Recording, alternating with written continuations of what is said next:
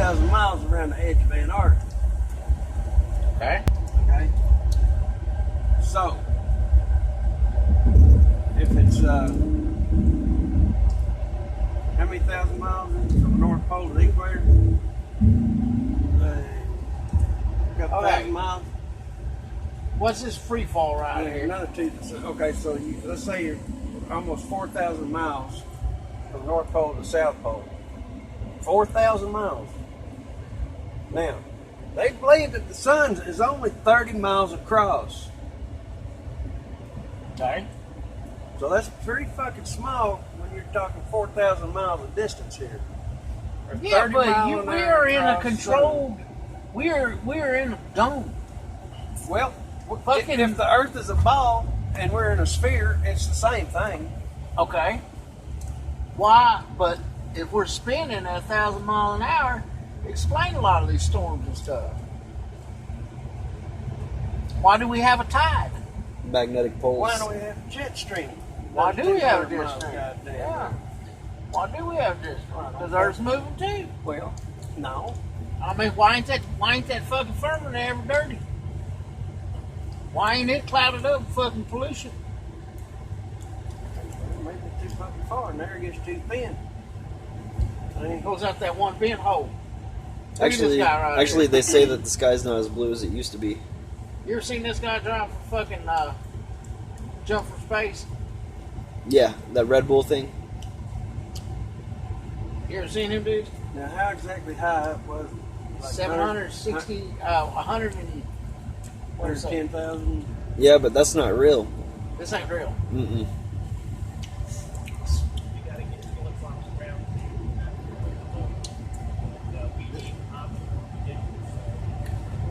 Weather person here, we're going to be very, He's very up there, but he's still in Earth's orbit. He's still in low Earth orbit. Felix has completed his physical. 128. And He ain't even in orbit. and- He's only like 20 miles up. and they use a SR-71. and they use a fisheye lens. And I'm just delighted to be a member of the team. This is Mission Control at this time. Felix is departing his Airstream trailer to be strapped into the Stratos capsule.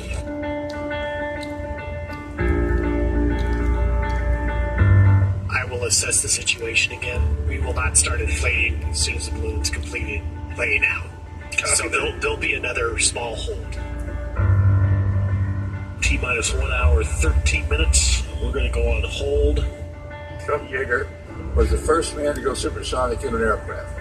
It was 65 years ago, and I think it would be just absolutely wonderful if we could get Felix to go supersonic without an airplane on the same day that Chuck Yeager flew supersonic in an airplane. At this time, we have begun balloon inflation. Capsule systems are green, instrumentation's green, payload's green, medical systems are green.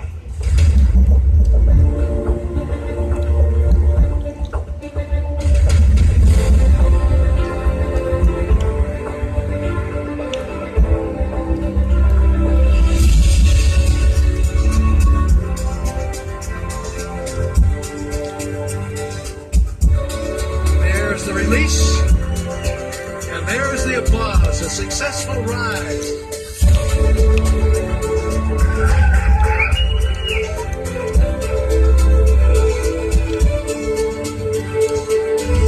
This is Mission Control. Felix's current altitude is 25,300 feet. We're at 108,000 feet. There is an issue with the heat in the faceplate. Mission for the time being is continuing as the team considers what are the options. So the decision has been made. Baumgartner will jump.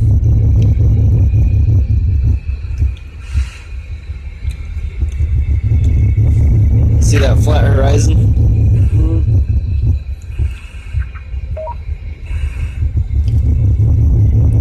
That's fisheye lens right there.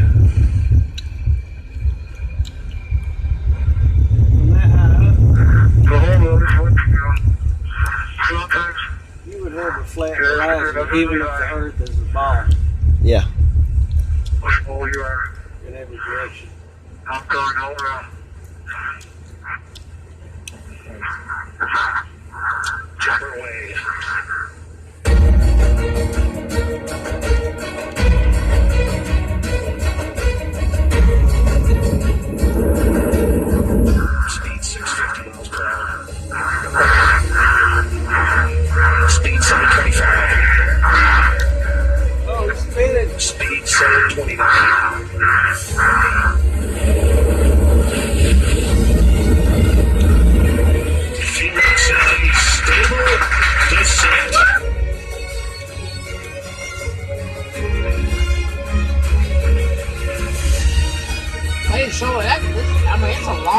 video of him Yeah.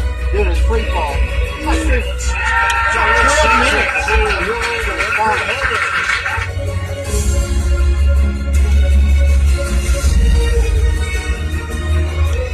When you're standing out there on that step, top of the world, you become so humble. At that moment, it's not about breaking records anymore.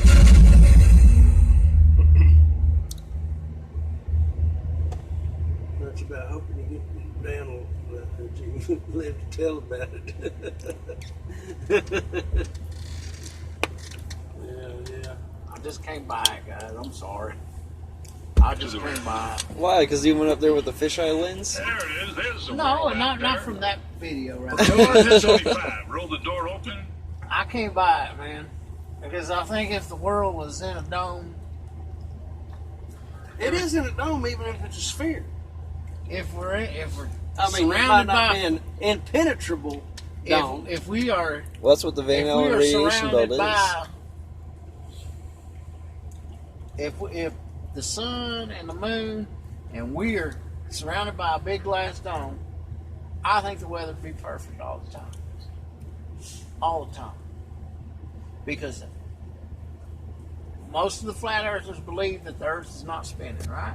Not necessarily, because you have like yin and yang, and how Okay, so the sun most- and the moon, their magnetic connectivity, But the earth don't move. that, and also how the sun Well, and the now, moon let me ask orbit you a question. affects the what's weather making and what's creates making the seasons. ocean move? What makes the ocean move? I don't know. Let me ask you a question. Probably the magnetic, And I've wondered about this. the vibrations, and I mean, you got on an east coast Now- and you got on a west coast. Let's get off You the got flat waves. Earth, man. Let's go back to the fucking the regular planet. The sun, 93 million miles away, and all that shit. Okay. Why is it so goddamn cold when you get above? The further you go up in altitude, why does it get so fucking cold?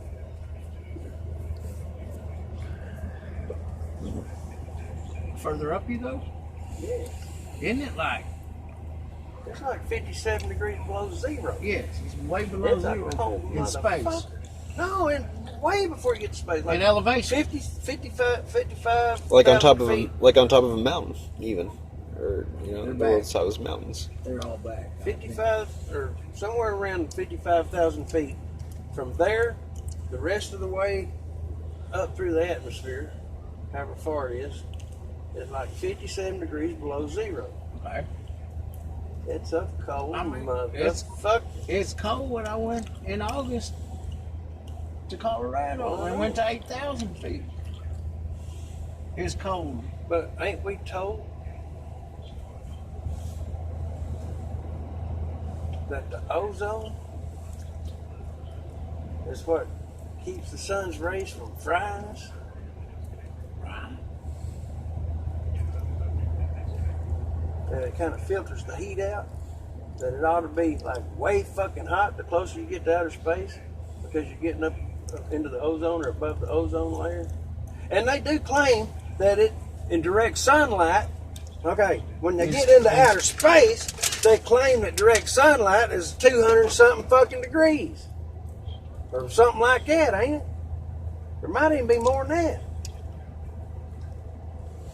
God damn. And then, okay, remember that? I don't remember. I don't. Yes, you do. No, I don't. When they remember. went to the moon, they talked about how fucking searing ass fucking hot it was when you're in direct sunlight in outer space, and then when you get on the dark side of the moon, It's freezing.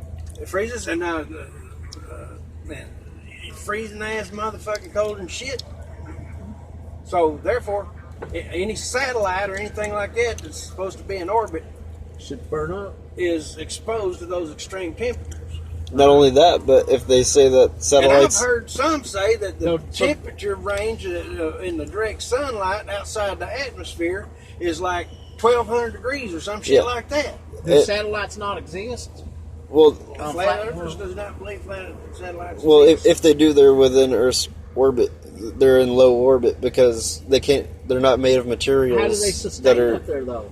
Well, see, they're not. They might be balloons, but How do they hold? How do they hold their air forever? they probably just cycle them. I mean, but they're not made of material that's strong enough to withstand going through the Van Allen radiation belt into space. Well, supposedly the Van Allen radiation belt is a long motherfucking ways out there. You know, I believe it. If the weather was perfect, Well, I Brother would- Brown said that when the world was straight up and down and didn't lean back on its axis, when it was more up and down, that it was almost perfect. That it did what it had, the greenhouse effect, like you're talking about. That it had nice weather at the North and South Pole and everywhere else. And there was a lot more water in the atmosphere then than there is now. So that made it even, that probably cooled it a little bit under the direct sunlight and conducted the heat to the poles, even though, because, you know, when you, on a planet, you know, the angle that the sun hits the earth is less and less direct as you get closer to the pole. But yet the earth had the greenhouse effect where you didn't have ice caps. but you'd think you'd still have a greenhouse effect. No, because when the Earth got tilted back, now 6 months out of the year, the North Pole don't even see the fucking sun. It's in total darkness, and then 6 months out of the year, it does see it. But the angle of attack is still real slight, and then the South Pole's turned where they got 6 months of darkness, no sunlight. And they do get a lot of glacial ice melts, you know, when the sun does get on the North and South Pole. You've seen the videos of how them big sheets of ice fall off them walls and shit, and the icebergs fall. But it don't warm up enough to melt all that ice that accumulates during the fucking 6 months of darkness. It just keeps getting bigger and thicker to where it's the size that it is now, and it pretty much maintains it, whatever it's been doing the last few thousand years or whatever. You know what I'm saying?